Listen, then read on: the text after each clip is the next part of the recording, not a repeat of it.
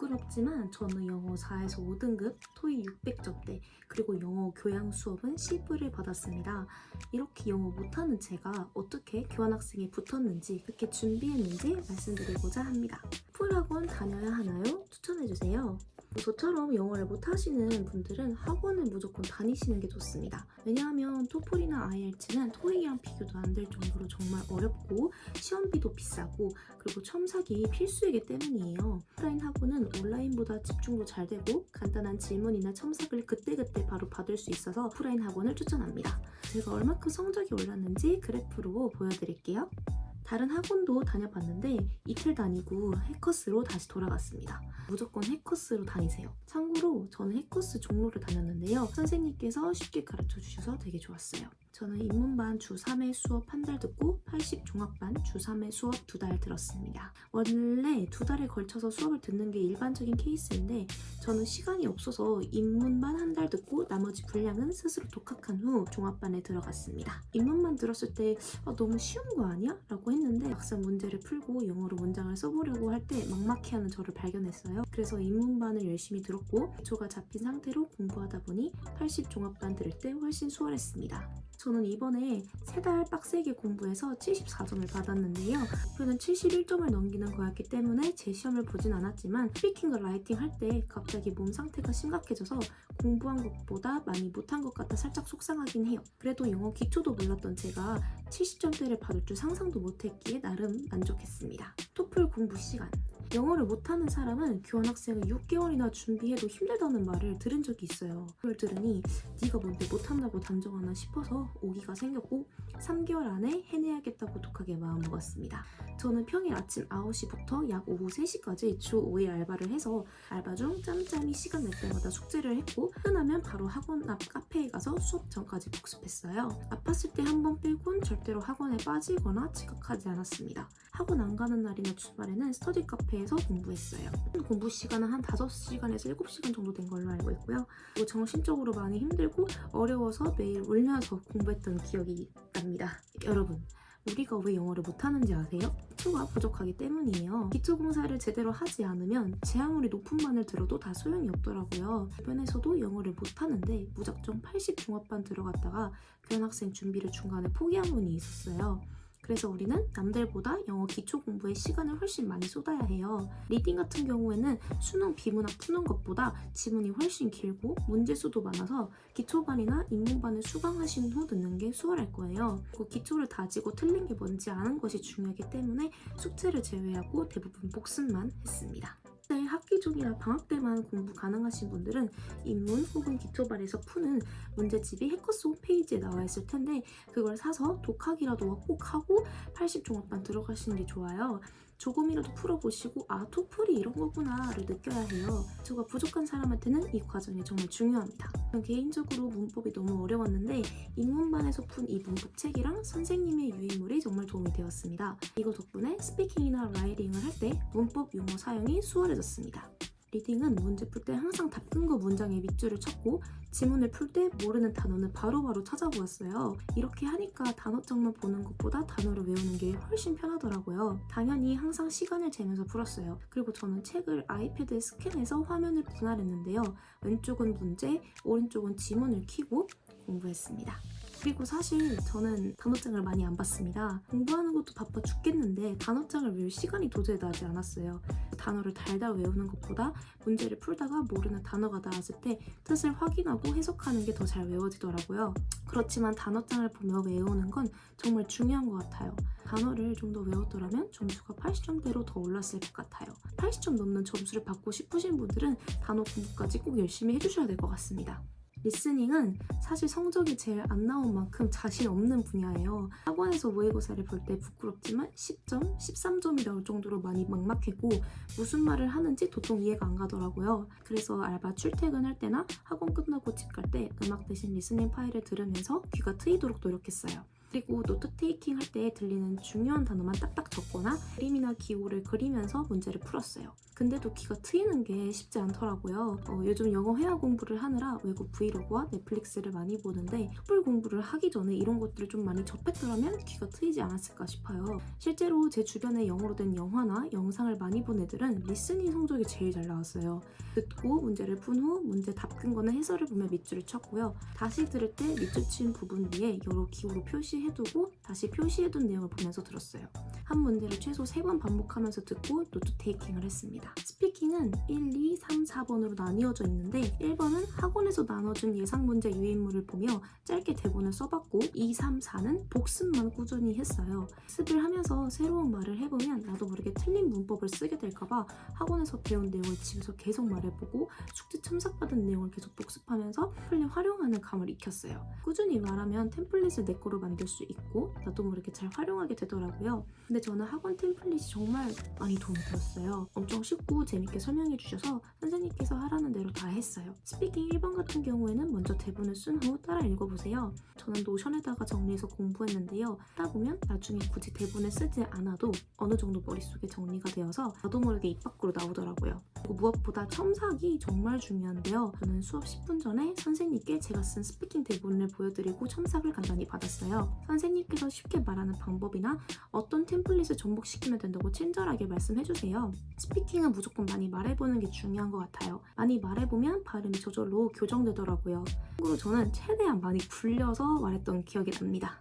라이팅도 예습보다 복습 위주로 했어요. 이거 기초가 부족한 우리에게는 복습이 정말 중요해요. 하루에 한 번씩 어제 배운 내용을 다시 써보면서 감을 익혔는데 당연히 시간을 재면서 썼어요. 손으로 쓰지 말고 타이핑하는 연습을 많이 해보세요. 왜냐면 우리는 컴퓨터로 시험을 보기 때문에 영어로 타자 치는 것에 익숙해져야 하거든요. 그래서 학원에서 수업을 들을 때 선생님께서 몇 분 동안 글을 써보라고 할 텐데 전 아이패드랑 블루투스 키보드를 들고 가서 아이패드에 글을 썼어요. 참고로 학원에서 타자를 치면 소리가 좀 심하게 날까봐 걱정했는데 그거 전용 키스캔을 따로 구매해서 썼더니 소리가 많이 안 나서 좋더라고요. 참고로 저는 아이노트 블루투스 키보드를 1년째 쓰고 있는데 타건감도 좋고 가볍고 가격도 괜찮아서 유용하게 잘 쓰고 있어요.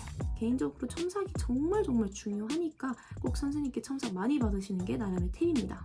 아마 80 종합반에 들어가면 한 달은 독립형 그리고 한 달은 통합형만 수업을 진행할 거라서 그 전달에 배운 내용이 기억 안 날 수도 있어요. 저는 12월에 통합형 글 쓰는 법을 먼저 배우고 1월에 독립형을 배워서 1월에 저번에 배웠던 통합형이 잘 기억 안 나더라고요. 1월에는 독립형, 통합형을 격일로 쓰면서 감을 익혔습니다. 꿀팁! 학원에서 매달 리딩, 리스닝 온라인 모의고사를 아마 종합반을 수강하면 공짜로 줄 텐데 집에서 꼭 컴퓨터를 켜고 한번 풀어보세요. 이것도 엄청 도움돼요. 그리고 시험을 접수하기 전에 고우해커스라는 사이트에 들어가서 시험장 후기를 꼭 보세요. 저는 그것도 모르고 그냥 무작정 갔는데 이 시설이 나쁘지 않아서 다행이었어요. 저는 영서 호서예술실용전문대학에서 봤는데 겨울에 봐서 수도관이 얼어서 화장실에 물이 나오지 않는 것 빼고는 괜찮았습니다. 또 크기가 큰 편은 아니지만 보기 불편한 정도는 아니었고 칸막이가 엄청 크게 쳐져 있어서 옆 사람이 별로 크게 신경 쓰이지 않고 좋았습니다. 시험장에 들어가면 종이를 받을 텐데요. 리딩은 1번부터 차례대로 풀지 마시고 바로 10번으로 넘어가세요. 질문 6개를 한국말이든 영어든 간단하게 적어보세요. 그렇게 해야 리딩을 읽을 때 이 단락을 요약한 게 이 문장이구나를 알게 돼서 빨리 풀 수 있어요. 그 다음에 쉬운 문제, 예를 들어 유사 단어를 선택하라든지 등등 그나마 괜찮은 문제 위주로 빠르게 풀고 모르는 문제는 최대한 찍고 넘어가는 게 좋아요. 더미 문제라는 게 있는데 사실 점수에 반영은 안 되지만 우리의 집중력을 흐트러뜨리기 위해 리딩이나 리스닝이 가끔 들어가 있어요. 더미 문제가 뭔지 알기 어렵기 때문에 무조건 열심히 최선을 다해 푸시는 게 좋습니다. 줄간격이 빡빡하고 계속 모니터를 봐야 해서 눈이 좀 아플 수 있어요. 그래서 리딩을 다 풀고 리스닝 문제를 들어가기 전에 영어로 길게 리스닝에 대한 설명을 읽어주는데 그때 넘기지 마시고 잠깐 눈을 감아서 눈을 편안하게 만들어주세요. 그리고 시험장에 들어가기 30분 전부터 그러니까 시험장에 가는 내내 듣기 파일을 들으면서 내 귀가 영어에 적응하도록 했습니다. 스피킹은 무조건 자신감이 답이에요. 저는 1바로 들어가서 남들 리스닝하고 있을 때 혼자 스피킹해야 하는 상황이었는데 그냥 당당하게 말했어요. 만약 잘 몰라도 그냥 아무 말을 뱉는 게 좋아요. 예를 들어 남자애가 대학교에서 뭘 한다길래 기뻐하는 것 같은 뉘앙스면 He will be able to enjoy a happy school life. 뭐 이런 식으로라도 만들어서 내뱉는 게 중요한 것 같더라고요. 몰라서 가만히 있는 것보다 아무 말을 당당하게 내뱉는 게 당연히 부분 점수가 조금이라도 더 나오겠죠? 시험 당일 팁은 10분 쉬는 시간 동안 먹을 간식을 챙기는 게 좋은데 저는 초코바가 썩었는지 뭔지 모르겠지만 간식 먹고 갑자기 속이 안 좋아지고 머리가 아프고 손이 벌벌 떨려서 스피킹과 라이팅 할 때 정신을 거의 반쯤 잃은 채로 봤어요. 여러분들 간식 챙길 때 꼭 조심하세요. 저는 만약 다시 토플 시험을 보게 된다면 견과류를 챙겨갈 것 같아요.